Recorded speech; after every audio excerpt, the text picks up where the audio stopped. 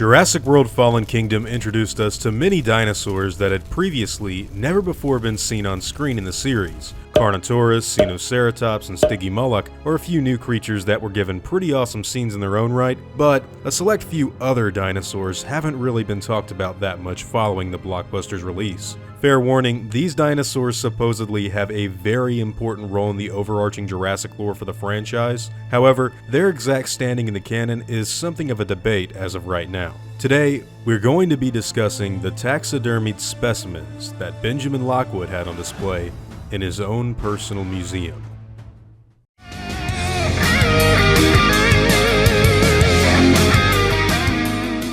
As I stated earlier, the exact standing of what these dinosaurs are hasn't exactly been revealed completely as far as I honestly know. However, what has been said about them is pretty intriguing. All of this stems from an Entertainment Weekly issue that was dedicated to the entire Jurassic Park franchise. Now within that magazine, there lies an image of some of the concept art for Jurassic World Fallen Kingdom. When you get to the image of Lockwood's estate, you can see this nice little bit of text alongside it. This isn't the Museum of Natural History, but the private collection of Benjamin Lockwood, John Hammond's former InGen partner who has his own fascination with dinosaurs. Not only are there assembled skeletons, but Lockwood has stuffed dinosaurs as well. JA chose a whole series of dinosaurs that you haven't seen in the movies before, or in any of the franchises before, and put them into dioramas and gave them each a little story. So essentially, it's been published that the dinosaurs that Benjamin Lockwood has inside of his mansion aren't actually statues like many people initially believed. They're actually stuffed dinosaurs that InGen created a long time ago.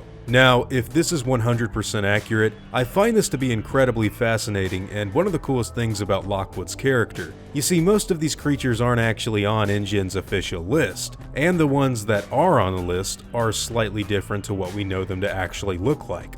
Take for example the dueling Velociraptor and Dilophosaurus display. This dilo is considerably more green than its JP1 counterpart, and the raptor has a really similar appearance to the male variants that we got to see living on Sorna in The Lost World. Albeit this specimen is a little different, but still, it's a pretty interesting coincidence. And apart from those, we're also shown a Draco Rex, which looks pretty similar to the Stygimoloch that we actually get to see run around and cause a lot of trouble later on in the film. And we get a really great look at a medium-sized theropod that's very different from anything we've seen in the past. The Concave Inator is a dinosaur that we have absolutely no record of John Hammond or even Simon Masrani cloning at any point in time in the series. Sure, you could say the same with Draco Rex, but the classification between it and the Pachy as well as Styggy is somewhat of a long-going paleontological mess, so it's kind of less interesting.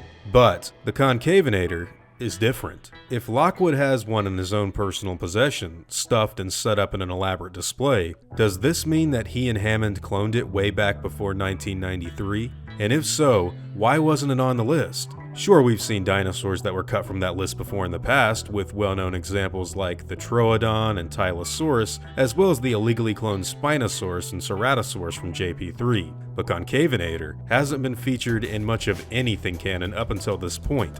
The current theory that's being supported by most of everybody, myself included, if this is actually a real thing, is that these animals were probably super early prototypes that barely anyone got to see. Anyways, the Jurassic Park series has always been about, quote, versions of dinosaurs ever since Crichton's first books, so I can see this being something that's actually supported by the filmmakers in the future, again, if this is indeed the case. Other dinosaurs that appear in this museum happen to be two juvenile Diplodocus and a flock of little Mononychus. Fun fact, this short-armed dino is actually one of the only InGen creations in the series that has feather-like quills, which makes their inclusion pretty unique.